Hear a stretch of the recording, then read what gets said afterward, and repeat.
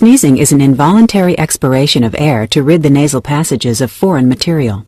Particles that enter the nostrils and irritate nerve endings in the nasal mucosa trigger impulses that are transmitted via the fifth cranial nerve to the brain's sneezing center in the medulla.